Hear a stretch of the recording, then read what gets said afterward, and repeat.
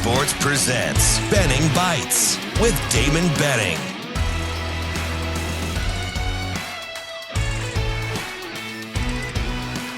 Benning Bites with Damon Benning. Another episode of Benning Bites. It's different tenor to the show yesterday. A little strange. I was trying to figure out what was going on, how to land the plane, how not to land the plane. A lot going on with recruiting. And do stars matter? Do stars not matter? And that's a little too easy, a little too low-hanging a fruit. I think, as the conversation got going and it got to be pretty spirited in terms of what was upsetting my partner on Coffee and Cream, give him a follow at Andrew Rogers. It boiled down to kind of what we like to do, right? We try to predict future performance on past behavior.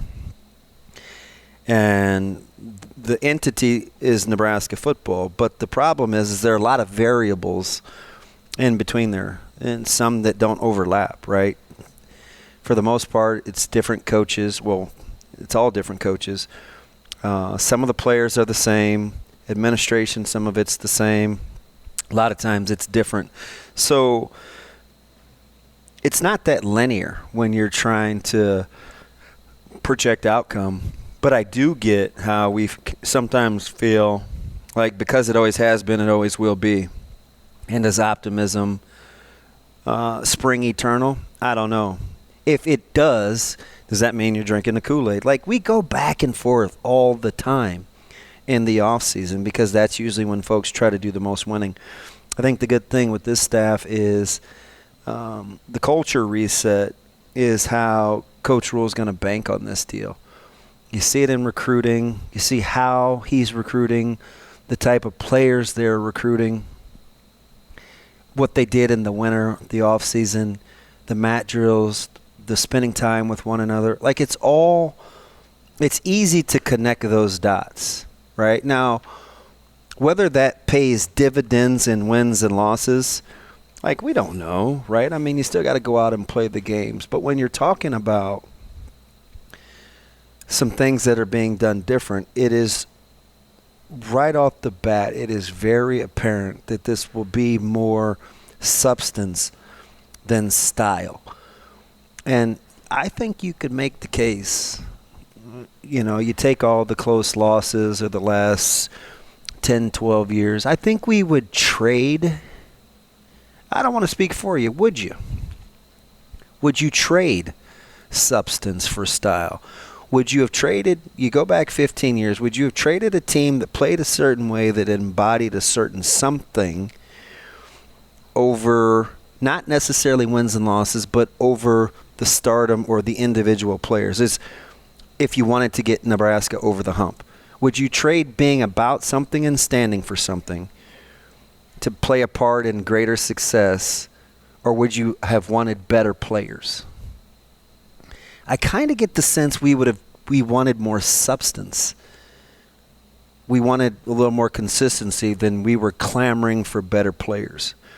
And if that's the case and that's how you're thinking, then I think this staff is kind of on the right track, right? It's weird.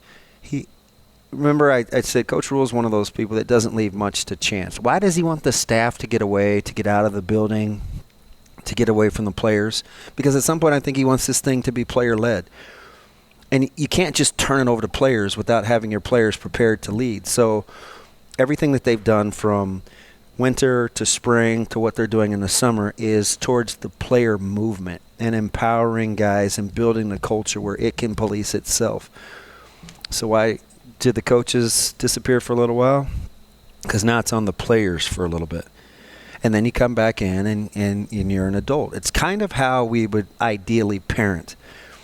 You raise your young people in such a way, you bring along a babysitter, you find a babysitter that embodies kind of what your values are, that they can help instill in your kiddos while you're gone. You hope you've instilled enough in your kiddos where it can balance even if the babysitter's just okay.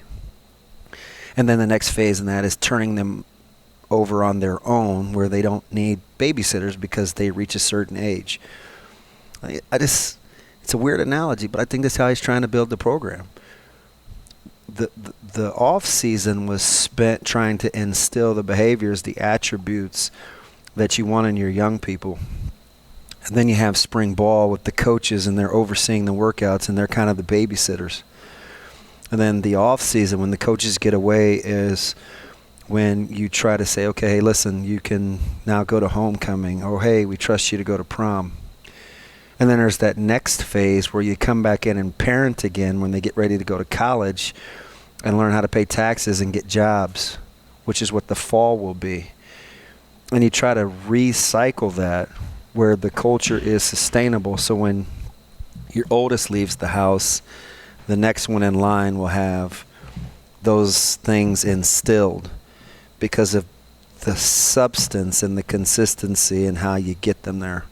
That's kind of how I think they're building this football team and this organization. So we can get an administration that thinks the same.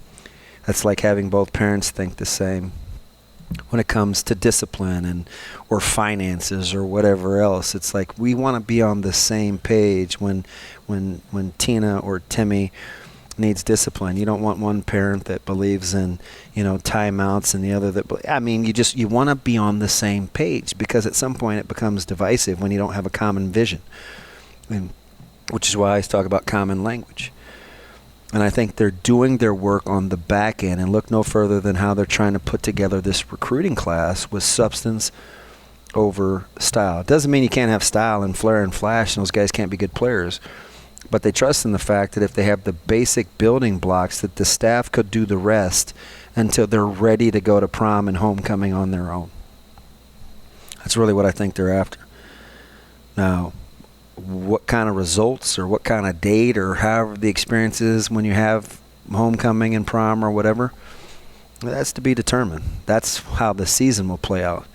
And then you come back and you revisit it after and you start again. Okay, that experience went well. We'd like to build on this. That didn't do well. We'd like to tweak that. That's what the season is for. But right now, the cultural reset starts with making sure that you've instilled the qualities in the team that it can be self-sustaining in real game situations when they're kind of on their own and the coaches can't do it for you. That's really what it's about. It's a long way to land the plane, but have faith that at least early on it will be a lot more about substance than it will style.